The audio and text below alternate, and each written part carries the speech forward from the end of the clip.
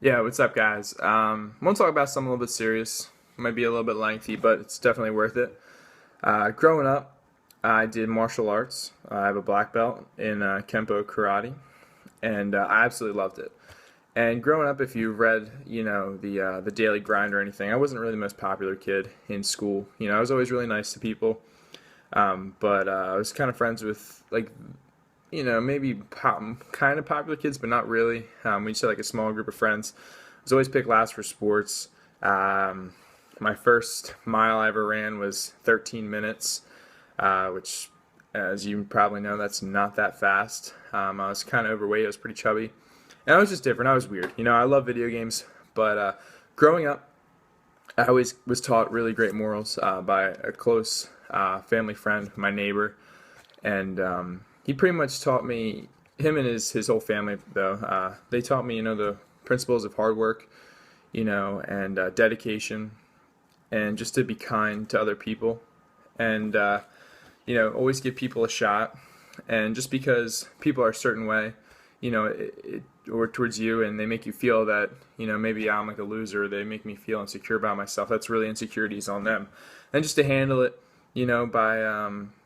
by just like peace, So I'm a lover most of the time, not really a fighter unless I like really have to be. But it's a huge shout out to my close friend. He actually just died last night at 8 p.m. But he's done so much for me and built me up as a person growing up since I was a kid into the person who I am now. And I definitely think that all the principles that I learned through martial arts, having like the self-discipline, having humility, and everything that it taught me really shaped the athlete and the person that I am today. So I really wanted to take a moment just to, say thanks to his family and him.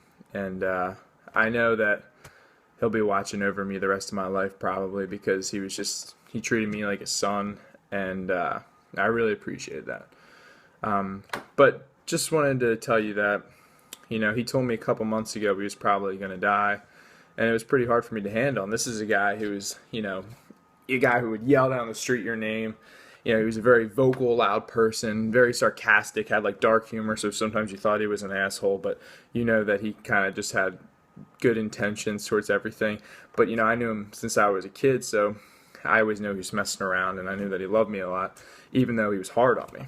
I'm not even his real son, but he treated me like one, and he was hard on me, and he held me accountable for a lot, and he wanted me to do great things, and I know that from the bottom of my heart.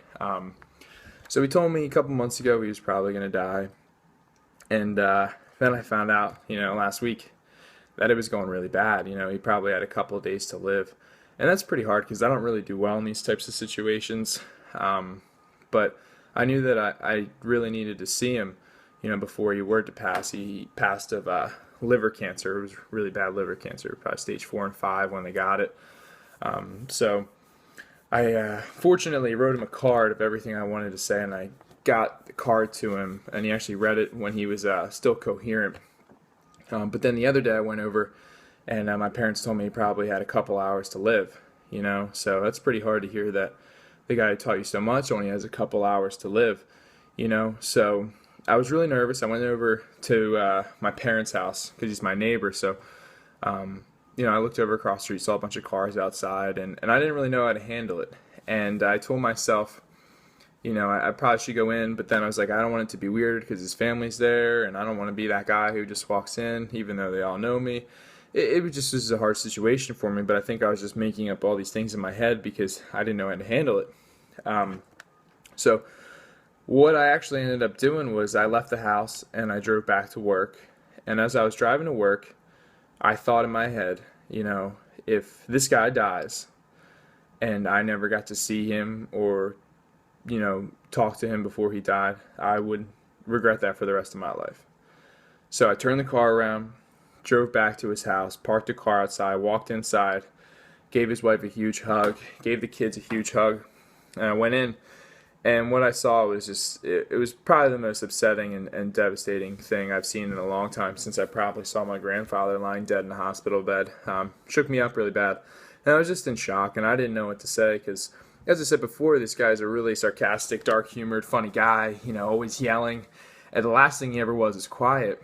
And he's just laying here in this bed, and he's pretty much dead and not responsive to anything. And that absolutely killed me. Absolutely killed me. And I couldn't stand to see a person like that.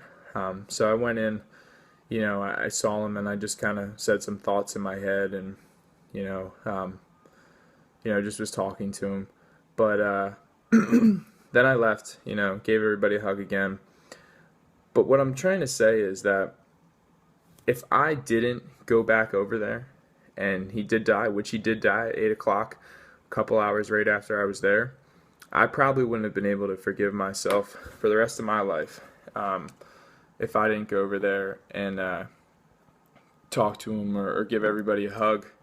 So the whole point of this is pretty serious, and I know that people say it all the time, but you really only live once, and you have to go with your heart on a lot of things. Don't do something out of fear and then you're going to regret it later.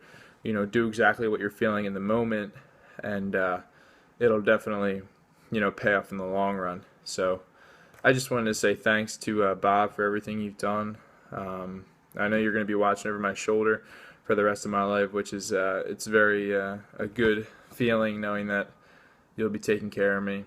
And I just want to say thanks, for everything, man, and to the family. So this post is, if you have anybody that you kind of want to talk to, or you've been wanting to say something to somebody for a long time, I definitely think that you should, because you don't know if someone's ever going to die. You don't know, this is your last breath or your last car drive or your last step out the door. You really honestly don't know.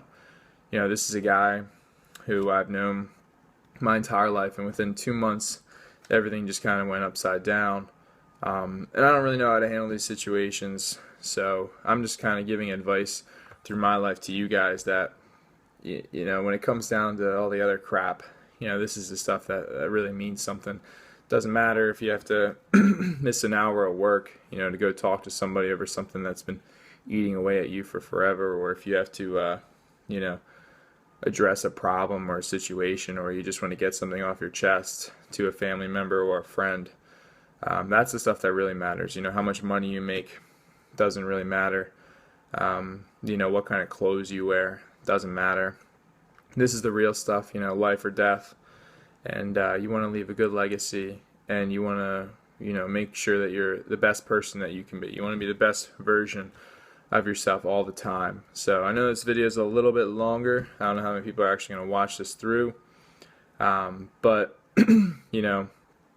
make sure you tell everybody what you're thinking, and that you love them and that you care about them while you can, because you don't know when you're not going to have them. Real talk. Later.